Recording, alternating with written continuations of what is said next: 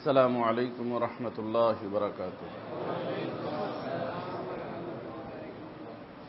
نحمده ونصلي على رسوله الكريم أما بعد. قال الله تبارك وتعالى: ما يلفظ من قول إلا لديه رقيب عتيد. صدق الله مولانا العظيم. محترم و مکرم حضرات علماء کرام، मुअज़्ज़ज़ हाज़िरीन, আল্লাহ রব্বুল ইজ্জতের বহুত বড় ইহসান ও মেহরবানি, আল্লাহ পাক আমাদের সকলকে এই ইসলাহি মজলিসের মধ্যে আসার জন্য তৌফিক দান করছেন। এজন্য সকলেই আল্লাহ পাকের শুকর আদায় করি আলহামদুলিল্লাহ। আমাদের সমস্যা এক জায়গায়, সেটা হলো যে আমরা জানি কিন্তু মানি না। জানি কিন্তু বাস মানার সিদ্ধান্ত নিতে হবে। এজন্য এক বুজুর্গ বলছেন, আমল সে জিন্দগি বনতি হ্যায় জন্নত ভি জাহান্নাম ভি, ইয়ে খাকি আপনি ফিতরত মে না নারী হ্যায় না নূরি। দুনিয়াতে আমরা আসছি নারী হয়েও না, নুরি হয়েও না। নারী মানে জাহান্নামী, আর নুরি মানে জান্নাতি। জান্নাতিও না, জাহান্নামীও না। আল্লাহ অপশন দুটো রাখছেন যে তুমি ইচ্ছা করলে নারী হইতে পারো, ইচ্ছা করলে নুরি হইতে পারো। নারী হওয়া নির্ভর করে আমলের উপরে, নুরি হওয়া নির্ভর করে আমলের উপরে। আমল সে জিন্দগি বনতি है जन्नत भी जहन्नम भी, ये खाकी अपनी फितरत में ना नारी है ना নুরিও না, নারীও না। এখন তোমার আমল যেদিকে যাবে তুমি ওইদিকে যাবা। এই জন্য রাস্তা কয়টা? একটা জাহান্নামে যায়, একটা জান্নাতে যায়। আমল কয় প্রকার? ভালো খারাপ। ভালো করলে ভালো রাস্তায়, খারাপ করলে খারাপ রাস্তায়। এর শেষ পরিণাম হয়তো জান্নাত অথবা জাহান্নাম। আল্লাহ রসুল বলেন, আল কবর রাউযাতুম মিন রিয়াজিল জান্নাহ আও হুফরাতুম মিন হুফারিন নার। আরে শোনো, এই যে তুমি দুনিয়ার যে চলতেছ, আরে কি হলো, চলতে চলতে চলতে চলতে একদিন তো এই চলা বন্ধ হয়ে যাবে না? এটা গর্তের ভিতর নামবা। আল্লাহ রসুল বলেন, এই গর্তটা তোমার আমলের উপর নির্ভর করে।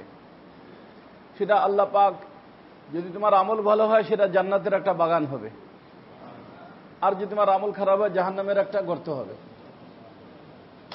এই কিসের উপর নির্ভর করে ভাই? আমলের উপরে। কথা বুঝে আসছে না? নামতে হবেই, কারণ পিঠের উপরে আসি, পেটের ভিতরে যাইতে হবে। আসি পিঠে, যাব পেটে। ওই পেটের গর্তটা জান্নাত হইতে পারে, জাহান্নাম হইতে পারে। আর এটা নির্ভর করে কিসের উপরে? আমলের উপরে। ভালো আমল করলে জান্নাতের বাগান, খারাপ আমল করলে জাহান্নামের গর্ত। দুনিয়ার মানুষ নাম দিছে কবর দিক, তারা যায় যে যাই বলুক। এই জন্য আসছে না হাদিস শরীফের ভিতরে যে মানুষকে যখন কবরে নিয়ে যায় মুর্দাকে, তখন কয়েকটা জিনিস তার সাথে যায়। আত্মীয় স্বজন যায়, মাল যায়, আর আমল যায়। কয়টা হইল? দুইটা ফিরে আসে। আপনার ফ্রেন্ড, বন্ধু বান্ধব দূর দূরান্ত থেকে আসছে, তার জন্য একদিন দেরি করছেন, যে ছেলে জাপানে আছে, জাপান থেকে আসছে দাফন করবে, ও রেখে দিচ্ছেন এখানে, তাহলে দাফন করতে ছেলেও গেছে মনে করেন। ছেলে ওখানে থেকে যায় যে আমার আব্বার লাস্টে এতদিন অপেক্ষা করালাম, 2 দিন 3 দিন, চলো আমি তো আব্বার সাথে একদিন থাকি। থাকে রে বাবা রে? হ্যাঁ, কেউ থাকে? ওরা আগে ভাগে। তো সন্তানও চলে আসে।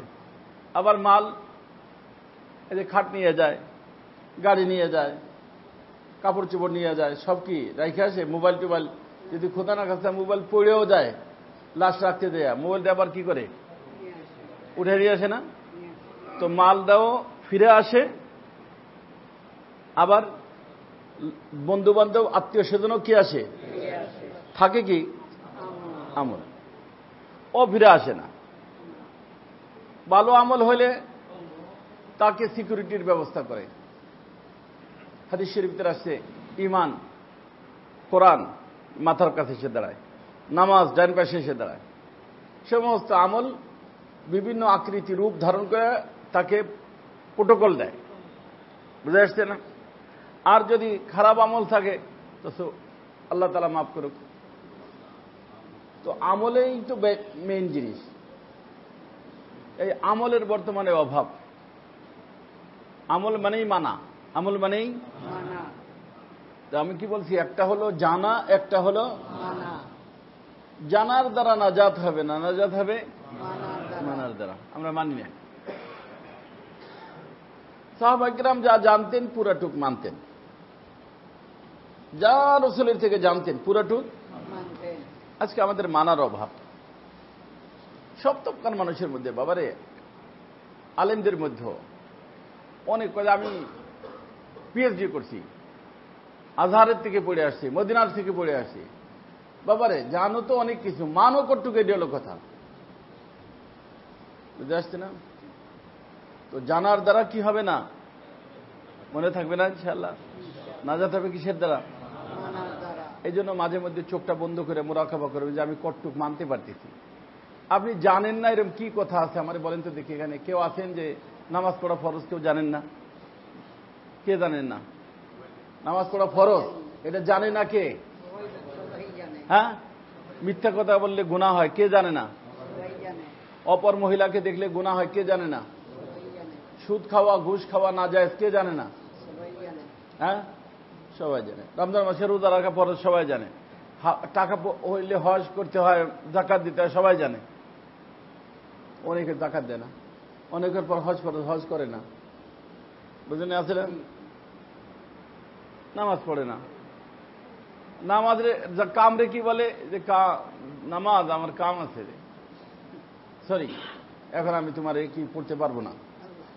কিন্তু এক বুজুর্গ বলতেন, আরে এই আল্লাহর বান্দা, কামকে বলো কাম আমার নামাজ আছে, নামাজকে বলো না নামাজ আমার কাম আছে।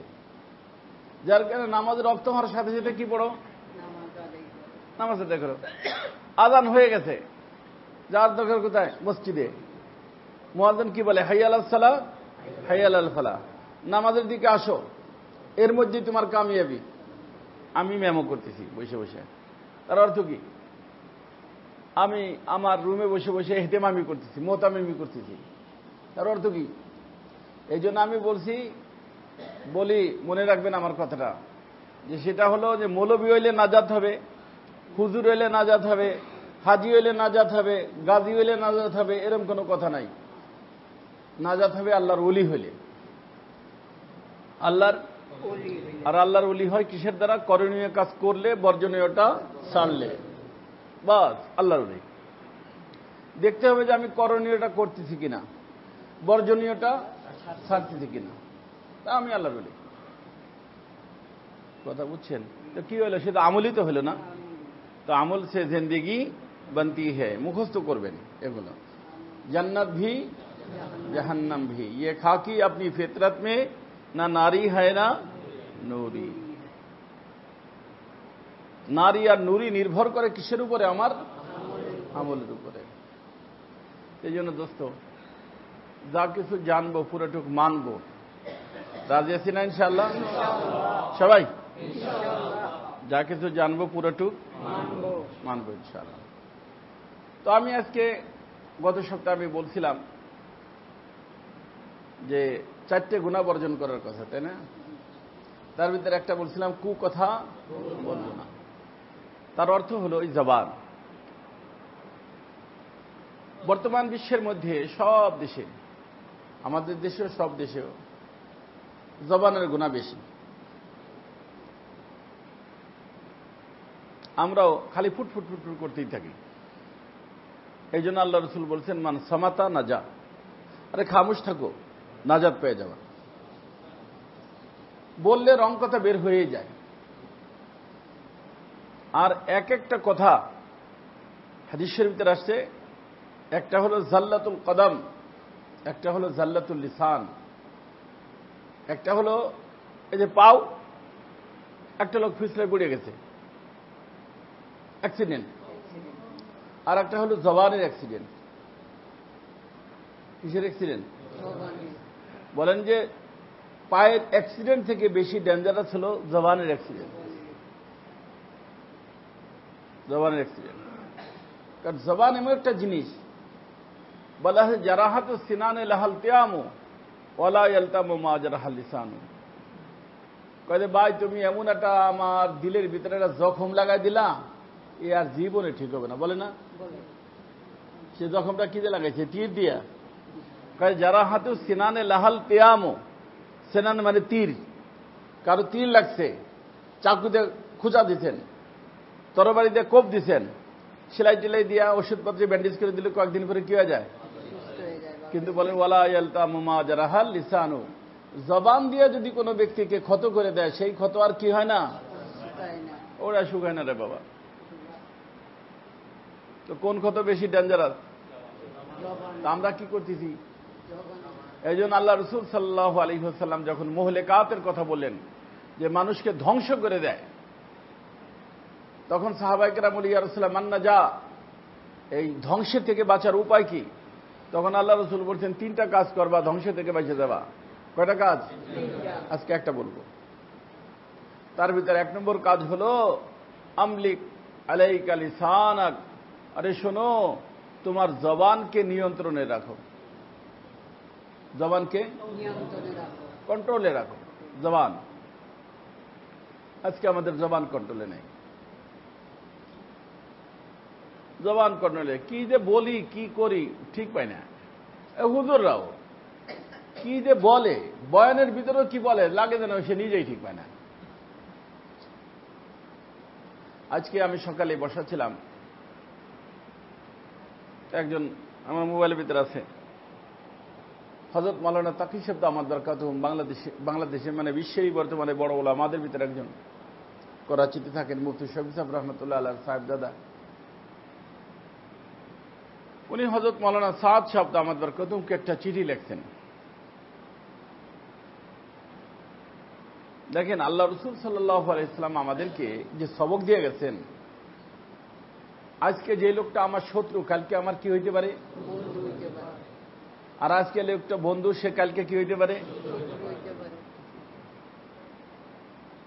এই জন্য কঠিন হইতে আল্লাহ রসুল নিষেধ করছেন।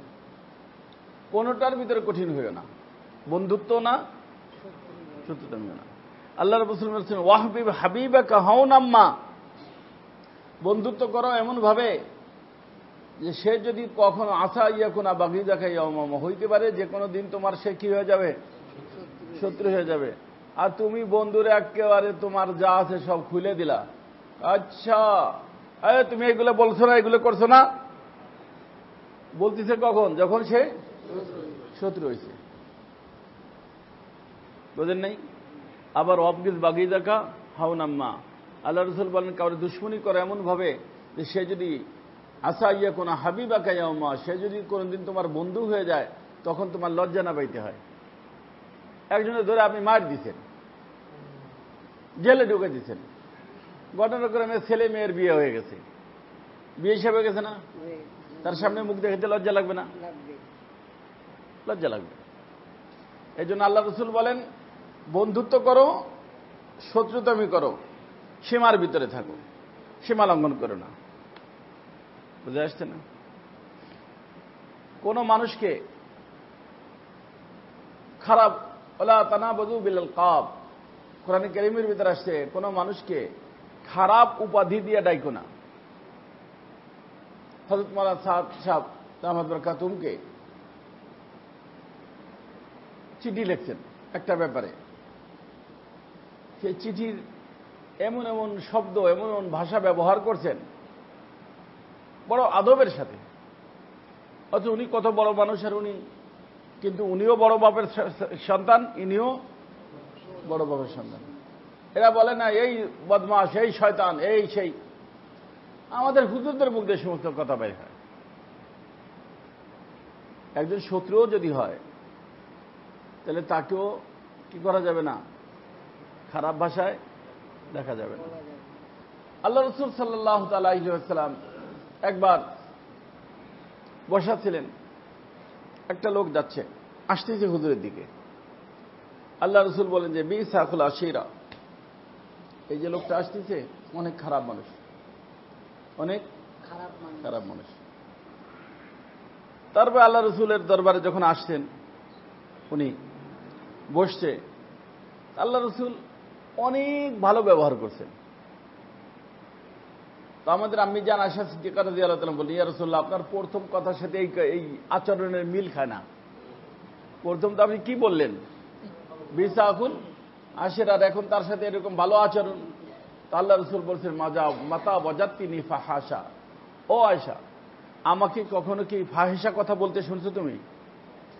আগে বলছি তার বাস্তব জিনিসটা মানুষ তোমাদেরকে পরিচয় করে দিছি, যাতে করে তাদের দ্বারা তুমি ক্ষতিগ্রস্ত না হও। আর এখন সে মেহমান হয়ে আমার বাসায় আসছে, তার সাথে ভালো আচরণ করা এটা আমার দায়িত্ব। কথা বুঝে আসছে ভাই? এই জন্য কোনো ব্যক্তির সাথেই খারাপ আচরণ না, ভালো আচরণ। এই জন্য আল্লাহ রসুল সাল্লাল্লাহু আলাইহি ওয়াসাল্লামের চরিত্র কি ছিল, আমাদেরকে কি চরিত্রবান হতে হবে, আল্লাহ রসুল তিনটা কথা বলছেন। সিলমান কতাকা, যে ব্যক্তি তোমার সাথে সম্পর্ক ছিন্ন করে দেয়, রসুল বলেন তুমি তার সাথে সম্পর্ক জোড়ো। ওয়াফু আম্মান জালামাকা, তোমার উপর যদি কোনো ব্যক্তি জুলুম করে থাকে তাহলে তুমি মাফ করে দাও। কি করে দাও? মাফ করে দাও। ওয়া আহসিন ইলা মান আসা ইলাইকা, যদি তোমার সাথে কেউ খারাপ আচরণ করে থাকে তুমি তার সাথে ভালো আচরণ করো। ওই আমরা ছোটবেলায় শুনতাম যে কুকুরে কামড় দিলে কি তার পায়ে আবার মানুষের কামড় দিবে? কুকুরের কাজ কুকুর করছে, খারাপ মানুষের কাজ খারাপ মানুষ করছে। আমি তো খারাপ মানুষ না রে বাবা, আমি কি ভালো মানুষ। বলা হয় যে কুল্লু এনাইন ইয়াতারাশাহু বিমা ফি, যেই বর্তনে যা আছে তাই তো বের হবে না। দুধ থাকলে দুধ, পানি থাকলে গ্লাসে পানি আছে, কি পড়বে? দুধ পড়বে। তো তোমার ভিতরে যদি ভালো চরিত্রবান তুমি হয়ে থাকো, তো তোমার কথা কি হবে? না খারাপ হবে? ভালো হবে। কথা বুঝতেছেন? নিজেকে মাপবেন। আমি ভালো মানুষ বললেই হবে না, দেখতে হবে যে আমি মাপে ঠিক আসতেছি কিনা, নিজেকে মাপতে হবে। আমি ভালো মানুষ, তো আমার আচরণ ভালো হতে হবে, কাজ ভালো হইতে হবে, কথাবার্তা ভালো হইতে হবে। কথাবার্তা খারাপ, আচরণ খারাপ, আর আমি বললাম কি আমি তো ভালো মানুষ। এই জন্য মানুষের কথাটা মনে রাখবেন, নিজে যাকে ভালো বলে ভালো সে নয়, লোকে যাকে ভালো বলে তো লোকে ভালো বলে কেন? আচরণ ভালো হইলে, কথাবার্তা ভালো হইলে, না খারাপ হইলে। লোকে কি খারাপ কাজ করলে ভালো মানুষ বলে? হ্যাঁ। এই জন্য এক বুজুর্গ বলছেন, জবানে খালকরা নক্কারায় খুদা সমঝো। আরে শোনো, মানুষের ভাষাকে, মানুষের জবানকে আল্লাহর ভাষা মনে করো। এই যে মানুষ যে তোমার প্রশংসা করলো, কেন করলো? আল্লাহ তোমারে ভালোবাসে। এই জন্য আমাদের সমাজে কে বা কাহারা একটা কথা বলে দিছে, সেটা হাদিস শরীফের কথা না। দেখবেন ওই যে মানুষ মরে গেলে মস্তানরা বিশেষভাবে, তো আর এক মস্তান মাইক ধরে, এই ভাই আপনারা সবাই বলেন এই লোকটা কেমন ছিল? খুব ভালো ছিল। চিল্লায় ওঠে না? চিল্লায় ওঠে। আমার একজন আর একজন এরকম করতে, ভালো ছিল না, শয়তানের হাড্ডি। বুঝছেন? ওই মস্তানের ভয়টা কি বলে ভালো ছিল, আসলে পুরা মহল্লা জ্বালাই খেয়েছে। বুঝেন নাই? এই জন্য হাদিসের ভিতরে আসছে, একটা লোকেরা বলল যে ওই লোকটা অনেক ভালো মানুষ। আল্লাহ রসুল বললেন ওয়াজাবাদ। আর একটা লোকের ইন্তেকাল হওয়ার পরে তারা বলে যে লোকটা বহুত খারাপ। আল্লাহ রসুল বলেন ওয়াজাবাদ। ওয়াজাবাত মানে ওয়াজিব হয়ে গেছে। ওয়াজাবাত মানে ওয়াজিব হয়ে গেছে। ইয়া রাসূলুল্লাহ, কি ওয়াজিব হয়ে গেছে? আল্লাহ রসুল বলেন প্রথম লোকটার জন্য জান্নাত ওয়াজিব হয়ে গেছে, দ্বিতীয় লোকটার জন্য জাহান্নাম ওয়াজিব হয়ে গেছে। আর এইটা হলো চাপে ছাড়া। একটা মানুষের এই মসজিদ থেকে বলে না, শোক সংবাদ অমুক সাহেব আর নাই। এ শোনার সাথে আচ্ছা, হায় হায় একটা ভালো মানুষ দুনিয়া থেকে চলে গেল। এরকম যদি 40 জন মানুষে বলে, আল্লাহ রসুল বলেন ওয়াজাবাত, তার জন্য জান্নাত ওয়াজিব হয়ে গেছে। আর মরার ভয় কাছে, আল্লাহ তুমি মেহেরবানি করছো, এলাকাটা ঠান্ডা হয়েছে। কি হয়েছে? এলাকাটা ঠান্ডা হয়েছে। কিন্তু মস্তানের সামনে কি কয়? ভালো মানুষ ছিল। না বললে তো উপায় নাই, বুঝলেন নাই? তো ওই যে ঠান্ডা হয়েছে, খারাপ মানুষ ছিল বললো যে, তার জন্য কি ওয়াজাবাত, কি ওয়াজিব হয়ে গেল? জাহান্নাম ওয়াজিব হয়ে গেল। এই জন্য জবানে খালকরা নক্কারায় খুদা সমঝো। এই জন্য দোস্ত, মরতে তো সবারই হবে, কার কার মরতে হবে না? হ্যাঁ, সবারই মরতে সবারই হবে।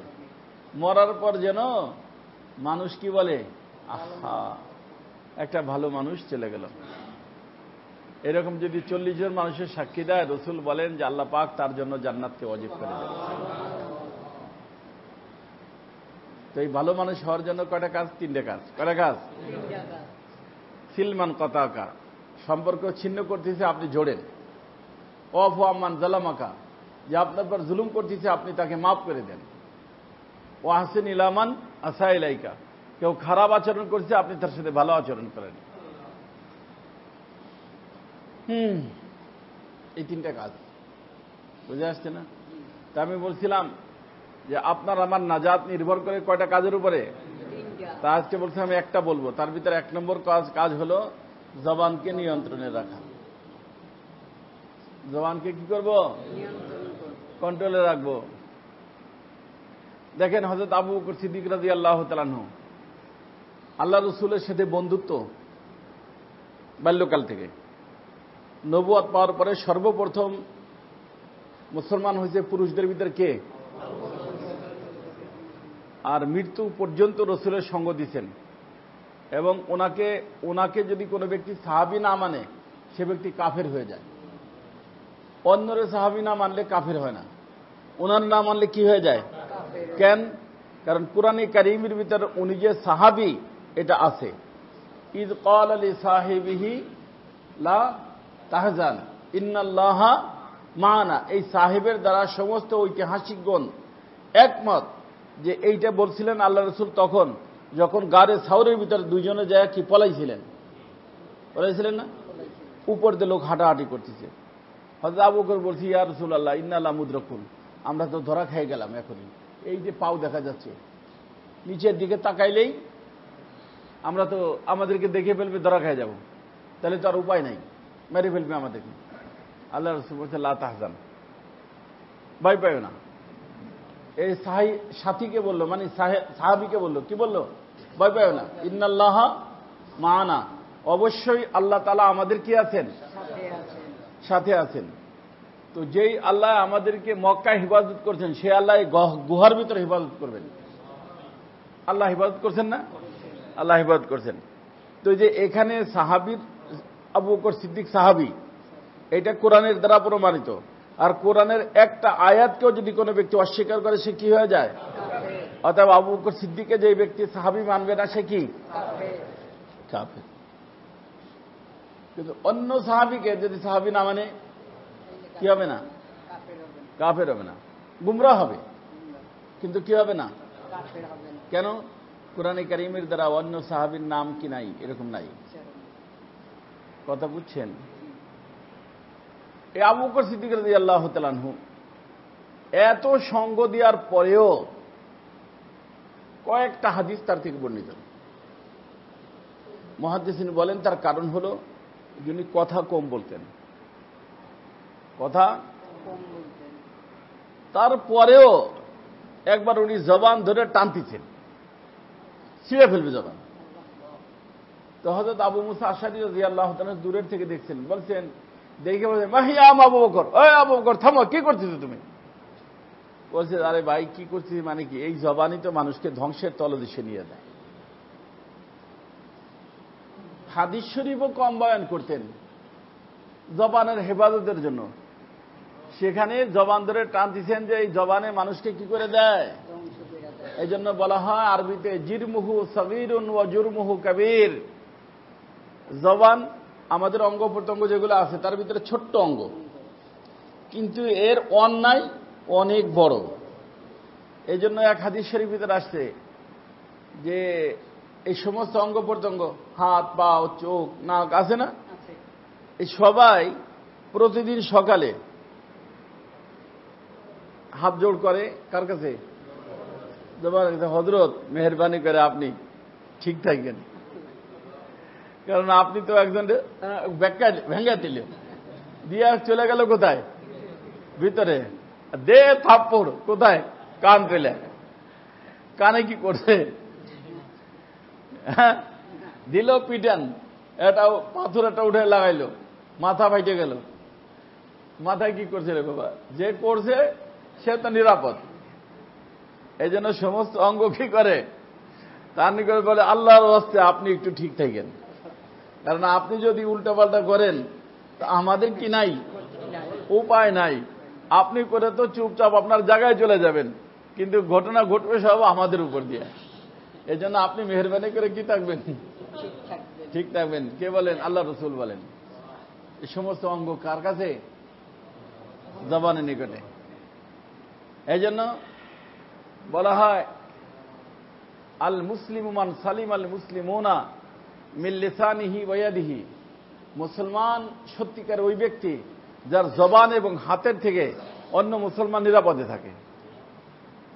জবান দিয়ে কাউরে কটু কথা বলে না, খারাপ কথা বলে না, হাত দিয়ে করে মারধর করে না। বুঝে আসছে না? জবান অনেক বড় জিনিস। এই জন্য ওয়াবুযিয়াল কিতাব ফাতারাল মুজরিমিনা মুশফিকিনা মিম্মা ফি ইয়াকুলু ইয়া ওয়াইলাতানা। সেই কিতাব দেখে কিয়ামতের দিন হায় আফসোস, মা লিহাযাল কিতাব, এই কিতাবের কি হলো? লা ইউগাদিরু সগীরাতান ওয়ালা কাবীরাতান ইল্লা আহসাহা। ছোট বড় কোনোটাই তো ছোট নাই। এই যে দেখেন টেপ করতেছে না, আমি যদি ভুল বলি সেই ভুলটা কি কাটিং হয়ে যাবে? ভুলটাও আসবে। তা আপনি আমি ভুল কথা বলি, সত্যি কথা বলি, ভালো কথা বলি, খারাপ কথা বলি, সবটা নোট দিতেছে। মা ইয়ালফিযু মিন কাওলিন ইল্লা লাদাইহি রাকীবুন আতীদ। যে কোনো কথা বলতেছো, যে কোনো কথা লেখা হচ্ছে। কি হইতেছে?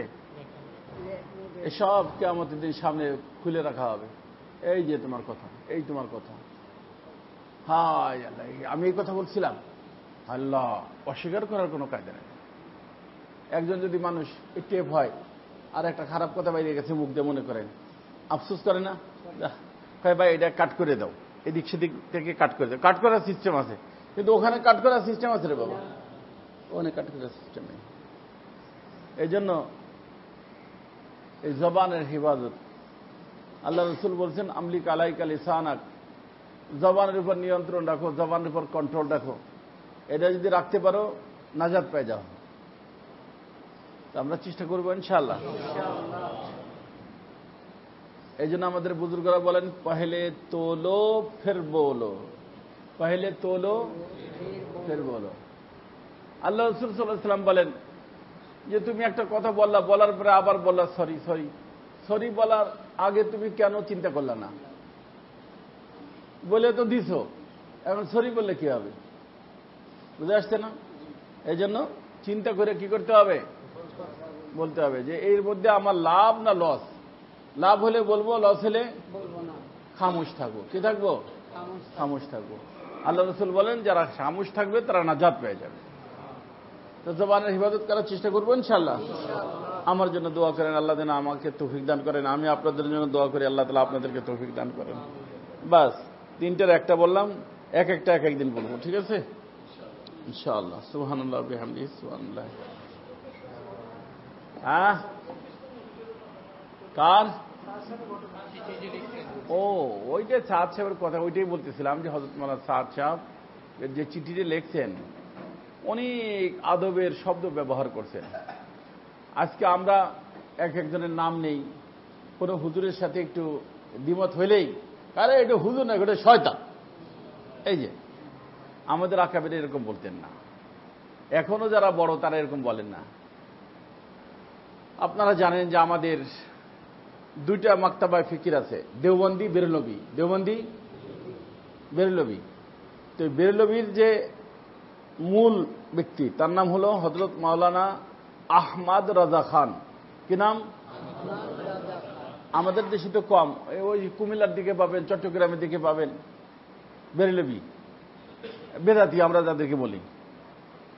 ইন্ডিয়া পাকিস্তানে অনেক বেশি, বুঝছেন। তো হযরত থানভী রহমতুল্লাহ আলাইহির দরবারে এক মৌলানা বলছে যে হযরত আহমদ রাজা খান ने ये कहा। হযরত অনেক বেশি অসন্তুষ্ট হয়ে গেছেন। হযরত বলছেন, अरे भाई वो तो मौलाना है, आपने मौलाना क्यों नहीं बोला? आप ये नहीं कह सका कि हजरत मौलाना अहमद रजा खान ने ये फरमाया है। অথচ সে কিন্তু থানভীকে কি বলতো? কাফের বলতো। কি বলতো? যে আশরাফ আলী কাফের। যে আশরাফ আলীকে কাফের বলতো, সেই লোকের নামের সাথে মৌলানা বলে নাই, সেই লোকটা অসন্তুষ্ট হয়ে গেছে। দিলকে বড় বানাইতে হবে বাবা, দিলকে বড় বানাইতে হবে। হযরত থানভী রহমতুল্লাহ আলাই একবার এক স্টেশনে নামছেন, রেলে যাইতেন, তো এক স্টেশনে নামছেন। তো নামার পরে যে লোক হযরতকে নিতে আসছে সে लोग बोलते हजरत फजर का टाइम तो अभी हुआ, अजान अभी हुई, ये जो स्टेशन की मस्जिद है ये बिदातियों की मस्जिद है, और खास तौर पर ये जो आदमी है ना इमाम साहब, ये आपको काफिर कहता है, लिहाजा हम फजर की नमाज आगे जाके पढ़ेंगे, सामने मस्जिदे पढ़बो। बोलें नहीं? उर्दू बुझते? हाँ। तो हज़रत थानवी रहमतुल्लाह ने फरमाया, अरे भाई मुझे तो फजर की नमाज यहीं पे पढ़ना है। हज़रत उर्दू করে যা মসজিদে নামাজ পড়ছেন, ওই ইমাম সাহেব নামাজ পড়াইছে। নামাজের পরে হযরত যায় তার সামনে আদবের সাথে বসতেন। आदब इरशाद बोलते हैं, हजरत मेरा नाम अशरफ अली है, अल्लाह ताला का शुक्र है फजर की नमाज आपके पीछे पढ़ने की सआदत हुई। अब तो आपको यकीन हो गया, सुना कि आप मुझे काफिर समझते हैं और काफिर तो नमाज नहीं पढ़ते, मैंने आपकी इमामत में नमाज पढ़ी है, अब तो आपको यकीन हो गया कि मैं मुसलमान हूं, काफिर नहीं हूं। देख सिर कह देना, वही लोग तो साथे साथे पाव जोड़ा दर से, हजरत माफ कर दीजिएगा, माफ कर दीजिए। বুঝেন নাই? আমি এলি কি বলতে পারে, ও আমার কাফের পারে, শয়তান, ওর পিছনে নামাজ হয়, চল বেটা সামনে চল। আর যদি খাদেমে না বলতো, খাদেমটা দে পিটান জুতা দিয়ে মার, তুই যখন জানোস বেটা যে সে আমার কাফের বলে, সেখানে তুই আমার নামাজটা কিভাবে পড়াইলি, বলতাম না আমি? এই জন্য দোস্ত আমি এই কথাই বলতেছিলাম যে একটু মানুষ হইতে হবে আমাদের। আমাদের বাংলাদেশের মানুষ কেনই যেন, আল্লাহ তাআলা মাফ করুক, অনেক বেশি মুখ চলে, হুজুরদেরও অনেক বেশি মুখ চলে। আমাদের বাংলাদেশের হুজুরদের যত মুখ চলে, এত মুখ চলে না অন্য কোনো দেশের মানুষের। আম মানুষেরও মারামারি ধরাধরি, দেখবেন যেই দেশের গন্ডগোল সেই